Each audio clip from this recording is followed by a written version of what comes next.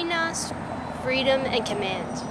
In this short essay of only 6 pages, Levinas performs an intense study of the Republic.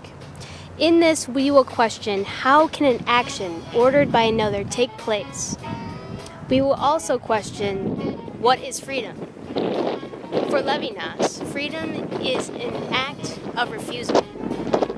To refuse to undergo an external command uttered by another's will. The act of refusal is more impressive if the external will is much more powerful than ours. We will examine why Socrates' refusal is one of the most heroic refusals in the history of philosophy. If I command, I do, or I perform or operate the will I command. It's as if I am a master puppeteer, and with my command, the puppet follows suit. As if I operate and control the mind and actions of another. I do the will of those who obey my commands. This relationship can and most certainly applies to my own life as well, meaning I am also a servile will. I may command others' wills, but I myself am commanded by another. Why do I allow this command to be echoed into my own soul, though? Why do I not resist? It is because I conform to others' commands only when I find myself in these commands. I follow these commands uttered by my master only if I have agreed to these commands before I carry out with them. Quote, a will can accept the order of another's will only because it finds that order in itself. Page 15.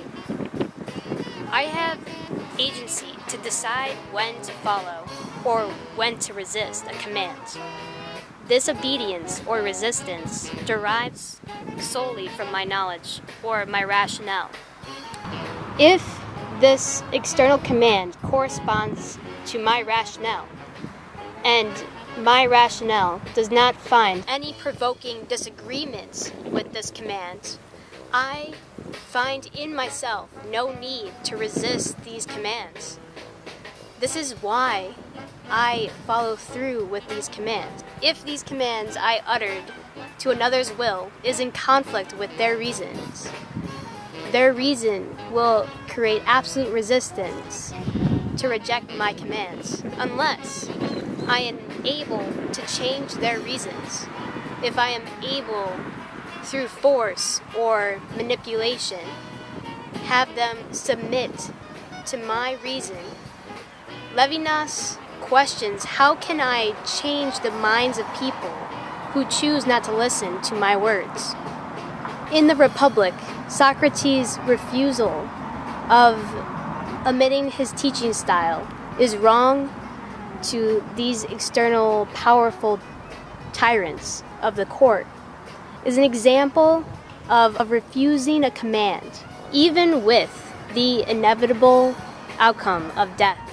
He continued his refusal to the last moments of breath. Socrates was unable to move from his own command of reason and conform to alien rationale.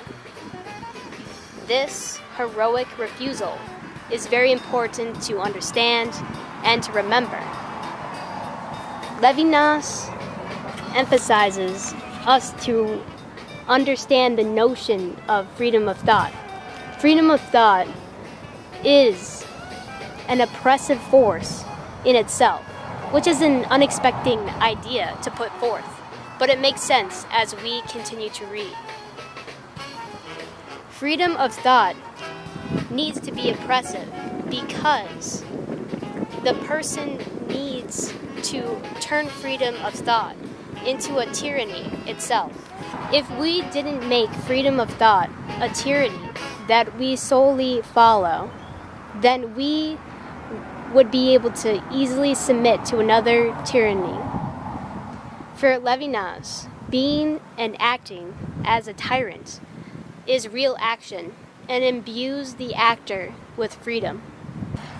As I was reading this essay, I kept questioning, how do we know if our wills are autonomous wills, or whether we're just a mere reflection of an invisible master's voice we cannot even hear or distinguish from our own.